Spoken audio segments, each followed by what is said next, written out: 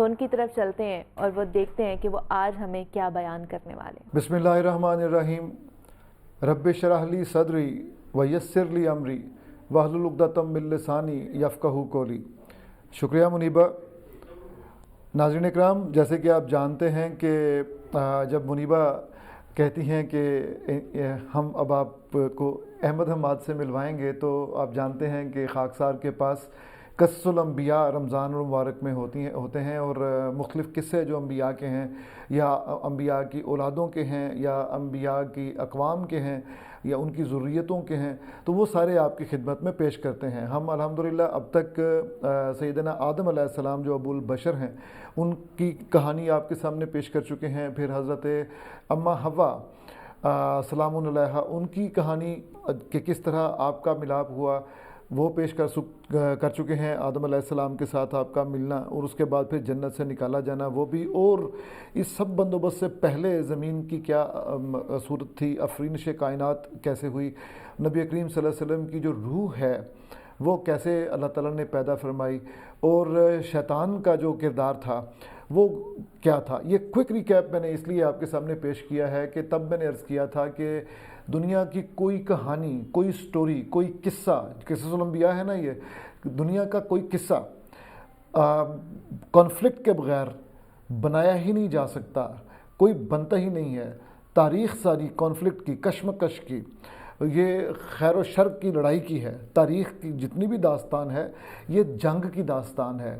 وہ کہتے ہیں نا، history is his story, his means powerful, تو جو کیپٹل ایچ کے ساتھ ہے کہ وہ بندہ جو کہ پاورفل ہے، وہ بادشاہ جو کہ مطیع کر لیتا ہے یا مفتوح کر لیتا ہے، دوسرے علاقے کو فتح کر لیتا ہے، وہ ان کو اپنا غلام بنا لیتا ہے، وہ جب کہانی لکھواتا ہے تو وہ ظاہر ہے خود کو درست کہلاتا ہے، اور دوسرے کو جو مفتوح ہوتا ہے اس کو غلط۔ تو یعنی اس کے نزدیک بھی یہ جو کہانی ہے، ہسٹری کی کہانی، تاریخ کی کہانی، یہ دو متخالف جو گروپس ہیں ان کی کشاکش کے بغیر ممکن نہیں ہے۔ تو آدم علیہ السلام کا قصہ بھی بالکل ایسا ہی ہے کہ آدم علیہ السلام کا جو وہ تھا اپوزٹ جو پارٹی تھی یا اپوزٹ طاقت تھی، وہ ابلیس کی طاقت تھی۔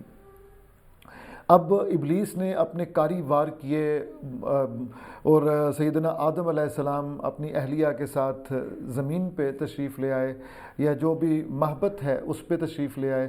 یہ ہم نے قصہ بیان کر دیا تھا۔ اس کے بعد دیکھیے کہ یہ کشاکش جو ہے یہ اس زمین پہ کس طرح جاری و ساری ہوئی، اور کاری ضرب اولاد آدم پر کس طرح ابلیس نے لگائی۔ آج وہ قصہ بیان کرنے جا رہے ہیں ہم، اور یہ قصہ جو ہے یہ حابیل اور قابیل کا قصہ ہے۔ یہ اس کو ہم نے الگ سے سیگمنٹ اس کا اس لیے بنایا کہ معلوم ہو سکے کہ دنیا میں جتنی بھی خیر و شر کی لڑائی ہے، اس کا آغاز، اس کا پہلا مظاہرہ، پہلا ہیبت ناک اور زوردار مظاہرہ کن دو اشخاص کے درمیان ہوا۔ یہی وہ دو اشخاص ہیں، ایک حضرت حابیل علیہ السلام ہیں۔ ہم یہ اس لیے کہیں گے کہ سیدنا آدم علیہ السلام کو بڑا پیار تھا حضرت حابیل سے، اور آپ کا یہ خیال تھا کہ میرے بعد ان کو نائب ہونا چاہیے، میرا نائب یعنی ان کو ہونا چاہیے۔ اور دوسری طرف قابیل تھا۔ تو قرآن حکیم نے حابیل اور قابیل کے واقعے کو بڑی نمایاں جگہ دی ہے، اور اس وقت میں جو آپ کے سامنے پیش کر رہا ہوں وہ سارا قرآن حکیم کے متن سے لی گئی بات جو ہے نا وہ پیش کر رہا ہوں۔ وہ کیا ہے کہ حکم ہوا کہ قربانی پیش کریں، تو حابیل اور قابیل دونوں نے قربانی پیش کی، اور ایک کی قربانی قبول ہو گئی اور ایک کی قربانی قبول نہیں ہوئی۔ اب علماء نے ساتھ جو مفسرین ہیں انہوں نے بتایا کہ قربانی قبول ہو جانے کی صورت کیا ہوتی تھی کہ آسمان سے ایک آگ آتی تھی، اور آگ آ کے کی گئی قربانی کو راکھ کر دیتی تھی جلا کے۔ تو اس کا مطلب یہ ہوتا تھا کہ قربانی قبول ہو گئی ہے۔ تو حابیل کی قربانی قبول ہو گئی اور قابیل کی قربانی قبول نہیں ہوئی، لہٰذا وہ حسد کرنے لگا اپنے بھائی سے۔ تو بھائی نے کہا کہ بھائی اس میں میرا کیا قصور ہے، آپ مجھ پہ کیوں برس رہے ہیں؟ متقیوں کی قربانی اللہ تعالیٰ قبول کرتا ہے، اور جو متقی نہیں ہوتا اس کی قبول نہیں کی جاتی۔ تو حابیل اس بات پہ حابیل نے چاہا کہ قابیل سیٹسفائی ہو، تو قابیل سیٹسفائی نہیں ہوا، اور اس نے فردر یہ کہا کہ میں تمہیں قتل کر دوں گا۔ تو حضرت حابیل نے کہا کہ اچھا یہ بات ہے تو ٹھیک ہے، آپ قتل کر دیں، لیکن میں مقابلے کے لیے اپنا ہاتھ نہیں اٹھاؤں گا. یہ عزت تھی اپنے بھائی کی یا کچھ بھی تھا یا خدا تعالیٰ کی اس میں حکمت ہے. بہرحال انہوں نے کہا کہ میں اپنا ہاتھ نہیں اٹھاؤں گا. اور ساتھ ہی انہوں نے کہا کہ دیکھنا اگر تم نے قتل کر دیا, مجھے ناحق قتل کیا, میرا کوئی قصور نہیں ہے, مجھے قتل کر دیا تو میرے تمام گناہ بھی تمہارے کھاتے میں پڑ جائیں گے. تو بہرحال حسد جو ہے وہ بڑی عجیب چیز ہے. قابیل کچھ سوچ میں پڑا لیکن اس کے نفس نے اس کو بالآخر مجبور کر دیا کہ وہ اپنے بھائی کو قتل کر دے. تو قابیل نے بالآخر اپنے بھائی حابیل کو قتل کر دیا, جو متقی تھے, جن کی قربانی قبول ہوئی, جو سیدنا آدم علیہ السلام کو بڑے عزیز تھے. اب جب قتل کر دیا تو پریشان ہوا کہ اب یہ جو جسد مبارک ہے بھائی کا, حضرت حابیل کا, اس کا کیا کیا جائے. اب قرآن حکیم میں فردر بیان کیا گیا کہ ایک کوا اللہ تعالیٰ نے بھیجا قابیل کی طرف کہ اس کو ایک ڈیمونسٹریشن کر کے دکھائے کہ زمین وہ کھودے اور زمین کھود کے اس میں کوئی چیز دبا دے. اصل میں کوا آپ کو پتہ ہے کہ دانہ دن کا چننے کے لیے, ڈھونڈنے کے لیے اس کو اللہ تعالیٰ نے کچھ ایسی صلاحیت دے رکھی ہوتی ہے کہ وہ بھانپ لیتا ہے کہ اس زمین میں کچھ دانے ہیں. ایک ملا اور اس کے بعد کھودنا شروع کر دیا. تو وہ اس تلاش میں اس نے کھودنا شروع کر دیا. تو اس سے قابیل کو ایک آئیڈیا آیا اس ڈیمونسٹریشن کے بعد کہ یہ جو کوا ہے یہ مجھے ایک طرح سے ترغیب دے رہا ہے, سجھا رہا ہے کہ اس طرح سے میں زمین کھودوں اور اس میں حابیل کی لاش کو دفن کر دوں اور اوپر مٹی ڈال دوں تاکہ لوگوں کو پتہ نہ چلے. تو اس نے اسی طرح ہی کیا, لیکن ساتھ ہی واویلا بھی کرنے لگا. یہ قرآن حکیم میں ہے کہ ساتھ ہی اس نے آہوزاری یا واویلا کرنا شروع کر دیا کہ کیسی عجیب بات ہے, میری شامت آ گئی ہے کہ میری عقل مت ماری گئی کہ مجھ سے تو کوا سبقت لے گیا, تو مجھے یہ ترکیب کیوں نہیں سوجھی. بہرحال یہ جناب ایسا جب ہوا تو اس دوران میں کچھ اور بھی چھوٹے چھوٹے واقعات جو میں آپ کو عرض کرتا ہوں کہ جب حابیل علیہ السلام نے یہ کہا کہ ٹھیک ہے تم مجھے قتل کر دو گے, میں بھی ہاتھ مطلب ظاہر ہے سکت تو ہے نا, ورنہ کیا بات کر نہیں آتی, سکت تو ہوتی ہے. لیکن آپ نے ایک بڑی مزے کی بات کی, آپ نے کہا کہ لیکن مجھے رب العالمین کا خوف ہے.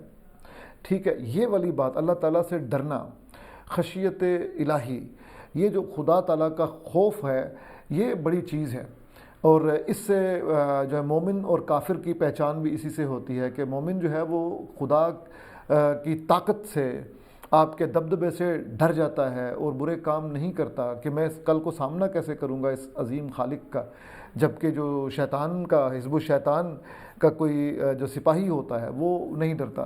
تو قابیل بھی نہیں ڈرا اور حابیل نے یہ کہا کہ مجھے خدا تعالیٰ کا خوف ہے. اس کے علاوہ انہوں نے یہ بھی بات کی کہ دیکھیں آپ مجھے قتل تو کر دیں گے لیکن مجھے یہ معلوم ہے کہ اس کا گناہ آپ کے سر تو ہوگا ہی, اس کا ٹھکانہ جو ہے, ظالم کا ٹھکانہ جو ہے, کیونکہ یہ ظلم ہوگا ناحق قتل کا, تو ٹھکانہ اس کا جہنم ہے, تو آپ جہنم میں جائیں گے.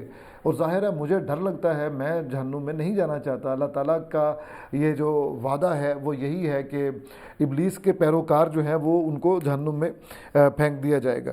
تو اس سے ہمیں ایک اور بھی علماء کرام نے یہ کہا کہ شاید یہ اس سے ہمیں ایک جو ہے نا استناد کرنا چاہیے. وہ کیا کہ جب آپ کسی کو ناحق قتل کر دیں, اب بطور قاتل یہ ہوگا کہ مقتول کے سارے گناہ آپ پر پڑ جائیں گے. اس ایک واقعے سے قرآن حکیم میں یہ درج ہے کہ پھر ٹھیک ہے میرے گناہ بھی آپ کے ذمہ ہوں گے.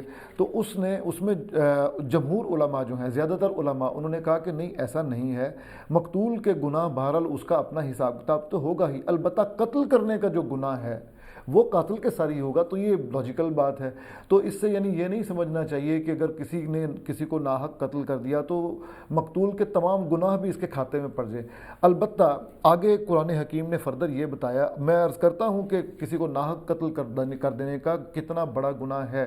قرآن حکیم نے خود بتا دیا کہ دیکھیں یہ والا واقعہ ہم نے بنی اسرائیل کو بتایا کہ کسی کو ناحق قتل کر دینے کا جو نتیجہ ہے وہ بہت برا ہے, اور یہ مترادف ہے پوری انسانیت کو قتل کر دینے سے.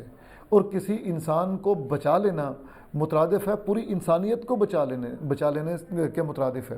تو جناب یہ قرآن حکیم نے ہمیں بتایا کہ اگر آپ کسی کو ناحق قتل کریں گے تو اس کا مطلب ہے کہ آپ نے پوری انسانیت کو قتل کیا۔ آخر پہ ہم ایک حدیث شریف اس کے ساتھ شامل کرتے ہیں اور اس کے ساتھ واضح کرتے ہیں کہ ناحق قتل کرنے کی کتنی بڑی سزا ملی۔ جو پہلا قتل تھا، یہ دنیا میں پہلا قتل تھا، تو یہ سزا کیا ملی کہ نبی کریم صلی اللہ علیہ وسلم نے فرمایا کہ اب جو شخص بھی کسی دوسرے بھائی کو، کسی دوسرے انسان کو ناحق قتل کرے گا، اس کا گناہ قابیل کو بھی جاتا رہے گا۔ تو یہ قابیل کے کھاتے میں جو لکھے جائیں گے یہ سارے اعمال، اس کی بنیاد وہی حضرت حابیل علیہ السلام کا ناحق قتل ہے۔ اور ایک بالکل آخر پہ جاتے ہوئے بات کہ جو میں نے شروع میں عرض کیا تھا کہ یہ کشاکش خیر و شر کی، اس طرف خیر کی قوتیں ہیں اور اس طرف شر کی قوتیں ہیں۔ تو شر کی قوت نے وقتی طور پہ غلبہ حاصل کر لیا، قابیل اپنی آل اولاد کے ساتھ بہت بڑے لاؤ لشکر کا مالک بنا، اور شیطان نے اسے کہا کہ یمن کی طرف نکل جاؤ، تو وہ یمن کی طرف یہاں سے فرار ہو گیا۔ دوسری طرف حابیل علیہ السلام کے بعد آدم اور حوا دونوں بہت مغموم رہنے لگے، تو پھر اللہ تعالیٰ نے ان کو ایک بیٹا عطا کیا جو کہ حابیل اور قابیل کے بعد تیسرا پرومیننٹ فرزند ہیں، اور وہ ہیں حضرت شیث علیہ السلام۔ تو کل انشاءاللہ ہم آپ کے سامنے حضرت شیث علیہ السلام کا تمام قصہ بیان کریں گے انشاءاللہ۔ یہاں پہ ایک چھوٹی سی بریک لیتے ہیں، ملتے ہیں اس بریک کے بعد۔